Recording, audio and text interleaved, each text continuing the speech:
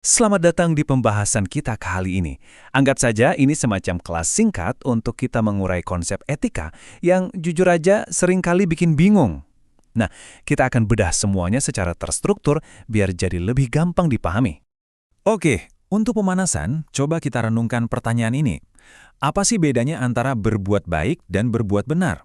Kelihatannya sederhana ya, tapi pertanyaan inilah yang sebetulnya langsung membawa kita ke jantung persoalan etika. Ini dia peta perjalanan kita. Kita bakal mulai dari dasar-dasarnya dulu. Lalu kita lihat 3 wajah etika, terus kita urai bedanya etika, moral, dan norma, sampai akhirnya kita jawab, kenapa sih ini semua penting? Yuk kita mulai dari yang pertama. Untuk bisa benar-benar paham apa itu etika, kita harus mundur sedikit, kembali ke akarnya. Jadi, perjalanan kita akan dimulai dari asal-usul katanya. Ternyata, kata etika itu asalnya dari bahasa Yunani loh, yaitu ethos. Ini bukan sekedar kata biasa. Ethos itu punya arti yang dalam, mencakup karakter, kebiasaan, atau adat istiadat. Dari satu kata inilah seluruh bangunan pemikiran tentang perilaku yang baik dan benar itu dimulai.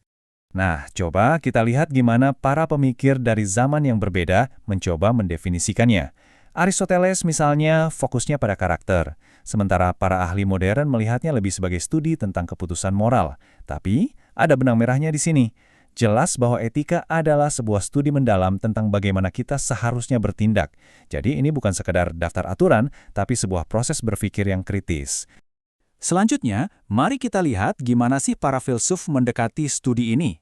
Ternyata, ada 3 cara pandang utama, atau bisa kita sebut 3 cabang besar dalam dunia etika. Oke, apa bedanya ketiganya? Gini deh gampangnya. Etika deskriptif itu kayak fotografer. Dia cuma memotret kenyataan moral di masyarakat apa adanya. Nah, kalau etika normatif, dia lebih kayak wasit. Dia menetapkan standar mana yang benar dan salah. Terakhir, metaetika. Ini yang paling dalam. Dia bukan cuma nonton atau jadi wasit, tapi dia mempertanyakan permainannya itu sendiri. Apa sih sebetulnya arti kata baik itu? Baik, sekarang kita masuk ke bagian inti dari pembahasan kita. Dan jujur, ini bagian yang paling sering bikin orang bingung. Kita akan urai tuntas perbedaan antara 3 konsep yang kelihatannya mirip tapi sebenarnya beda. Etika, norma, dan moral. Kita mulai lagi dari etika.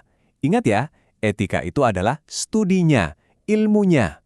Etika itu kerangka berpikirnya, yang sifatnya teoretis, dan mencoba mencari prinsip yang universal. Nah, kalau norma, ini beda lagi. Norma itu jauh lebih praktis. Ini adalah aturan main dalam sebuah masyarakat. Contoh sederhananya, gimana cara kita bersikap sama orang yang lebih tua. Sifatnya sangat sosial dan bisa beda-beda tergantung budayanya. Dan yang terakhir, moral. Kalau etika itu ilmunya dan norma itu aturan sosialnya, maka moral adalah kompas internal kita. Ini adalah prinsip-prinsip pribadi yang kita pegang yang sumbernya dari dalam diri kita. Nah, tabel ini yang akan membuat semuanya jadi super jelas. Yuk kita bedah satu persatu. Pertama, lihat kolom sumber. Etika, itu sumbernya dari akal, dari filsafat. Norma datangnya dari luar, dari masyarakat. Sedangkan moral asalnya dari dalam diri kita, hati nurani. Sekarang, lihat kolom sifat. Etika itu sifatnya teoretis, sebuah ilmu. Norma itu praktis, aturan main sehari-hari. Sementara moral itu sifatnya sangat personal, internal. Terakhir, tujuannya. Etika mencari prinsip yang universal, norma tujuannya menjaga ketertiban sosial, dan moral itu untuk menuntun perilaku kita sebagai individu. Nah, kelihatan kan bedanya sekarang? Kita lanjut ke perbandingan berikutnya yang juga sering ketukar. Pertanyaannya sederhana aja, apakah sebuah tindakan itu salah secara moral atau sebetulnya cuma nggak sopan? Disinilah perbedaan antara etika dan etiket jadi penting. Gambar ini pas banget buat mengilustrasikan dunia etiket. Etiket itu ya aturan tak tertulis soal kesopanan, cara kita berpakaian, cara kita makan, cara kita bicara saat berinteraksi dengan orang lain, itu semua adalah etiket.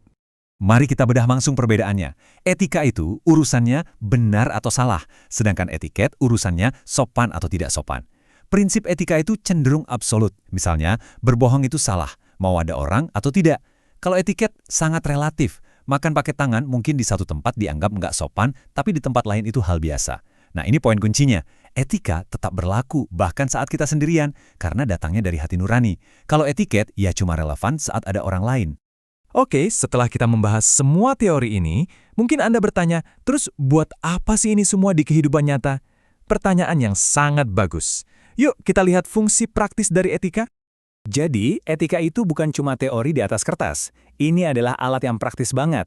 Etika itu kompas yang kita pakai saat menghadapi pilihan sulit. Etika juga yang jadi fondasi integritas kita, baik secara pribadi maupun di tempat kerja. Dan kalau dilihat lebih luas, etika adalah perekat yang membangun masyarakat yang adil. Intinya, memahami etika itu membantu kita semua untuk hidup dengan lebih sadar dan lebih bermakna. Sebagai penutup, saya mau mengajak Anda merenung sejenak. Setelah kita membedah semua ini, coba tanyakan pada diri Anda sendiri. Prinsip etis apa sih yang sesungguhnya menjadi kompas dalam hidup Anda?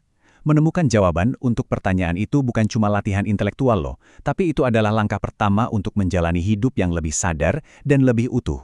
Terima kasih sudah menyimak.